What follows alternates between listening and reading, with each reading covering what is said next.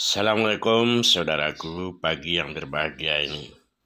Kali ini saya berbicara soal emas. Karena apa? Emas dengan kehidupan kita kelihatannya tidak bisa dipisahkan karena sudah sangat dikenal oleh manusia.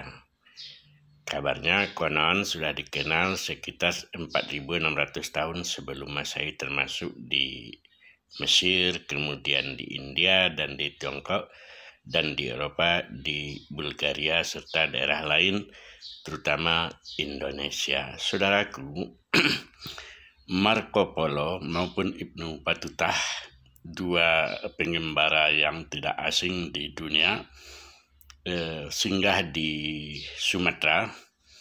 Kalau Ibnu Battuta singgahnya di Samudra Pasai, kemudian juga Marco Polo juga di daerah di sana atau sampai ke daerah Sumatera Utara ya. Tapi intinya banyak emas ditemukan di Pulau Sumatera itu. Sehingga dalam sejarah dikatakan bahwa pulau emas itu disebut Jaziratuz Zahab, pulau emas. Nah, di mana pusat penambang emas itu di Sumatera?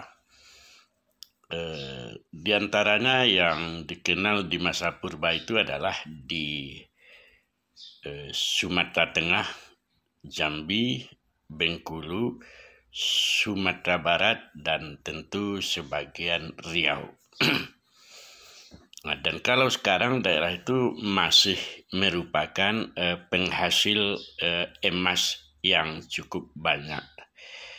Kalau di Sumatera Barat sendiri ada di Salido, kemudian di Solok Selatan, Damasraya, kemudian di Sijunjung dan di Bonjol, serta daerah-daerah lain. Tambang emas terbesar dulu di samping Damasraya juga di Manggani. Nah, bagaimana masyarakat mengupayakan emas pada masa purba itu?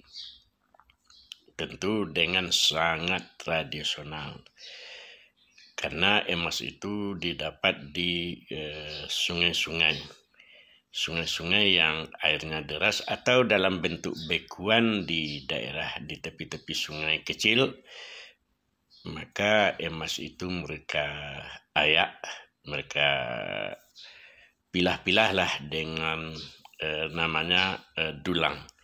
Dulang itu di tempi-tempi gitu, artinya digoyang-goyang, kemudian berkumpullah emas. Bagaimana memisahkannya? Nah, secara sederhana itu berat jenis emas itu lebih tinggi dari bebatuan yang lain.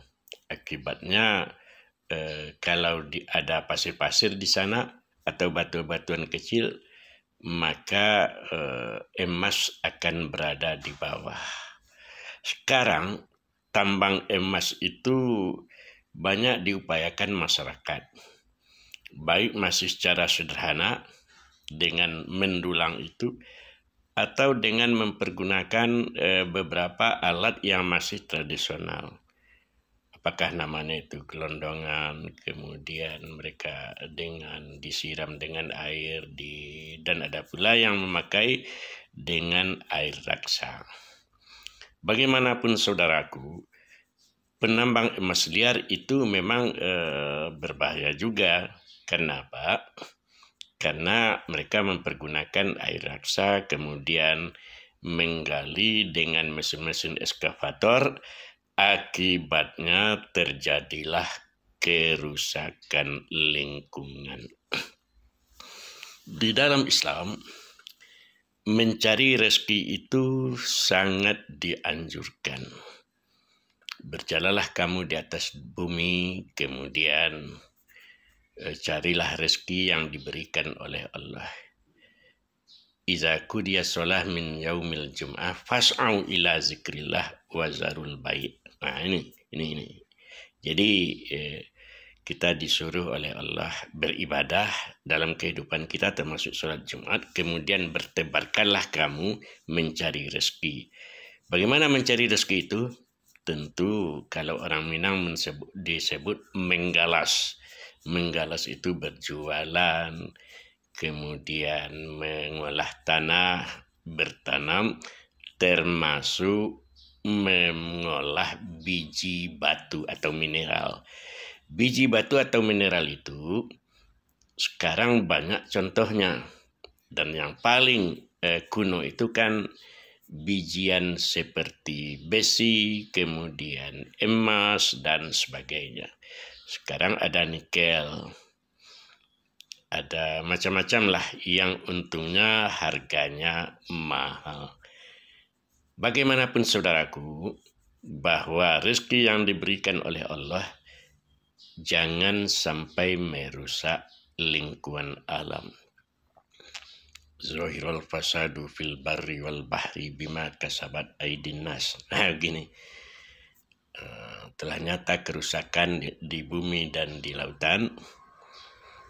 Maka hendaklah kamu kembali kepada jalan yang benar. Artinya bumi, air, dan udara itu jangan sampai tercemar oleh lingkungan. Kali ini saudaraku, kita melihat bagaimana cara masyarakat menggali atau menambang secara sederhana. Dengan cangkul ia boleh, dengan membersihkan air lewat dulang atau mengumpulkan pasir-pasir dengan dulang, ya boleh. Tetapi pakai alat sederhana yang sudah mempunyai mesin juga boleh. Tapi yang penting adalah tidak merusak lingkungan dan sesuai dengan kesepakatan bersama. Kesepakatan bersama itu yang kita maksud adalah sesuai dengan hukum yang ada, baik di masyarakat maupun hukum secara nasional kita. Salam saudaraku, selamat menyaksikan.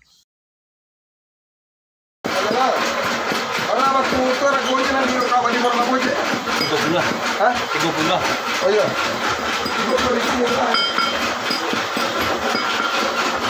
Pada akhirnya batunya hitam. Kalau hitam itu kalam itu kan ban kami. Oh gitu. Tapi tidak satu ala kalam bame. Oh gitu. Tidak satu kalam bame, tapi kalam itu ban kami. Ban tame. Adojo yang kuning ya. Oh ya. Yang batu kuning. Di batu ini dipotong-potong batu batu kami dua. Hah? Batu ada pak. Kiri dah empat. Dia batu. Iya.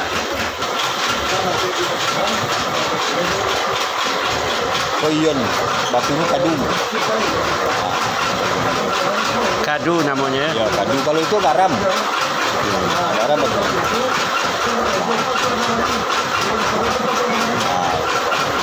Itu ciri-cirinya. Iya.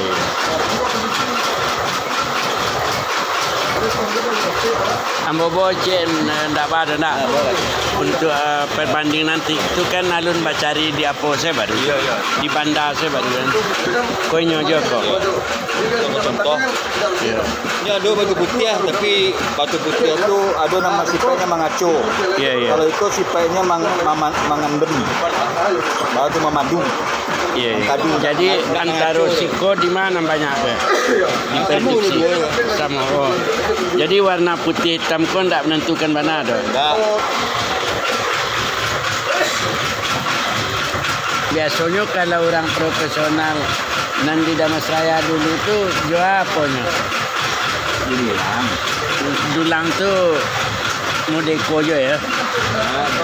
Kalau itu kan pilihan. Iya. Sama. Prinsipnya sama ya? Kalau itu survei, kalau dulang itu pambi ya.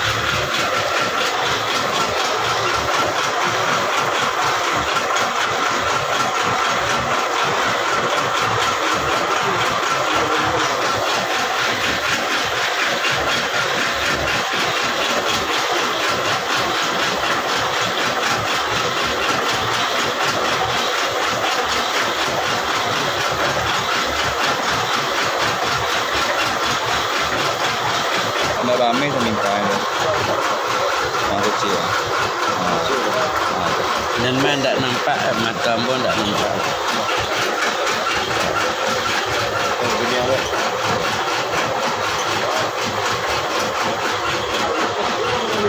Tidak ada.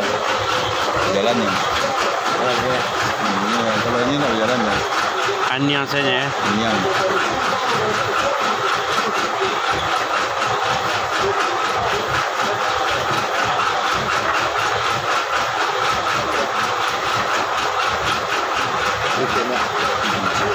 Ini ada terus kita meningkat di bawah, kalau mau di bawah itu kan menyiang.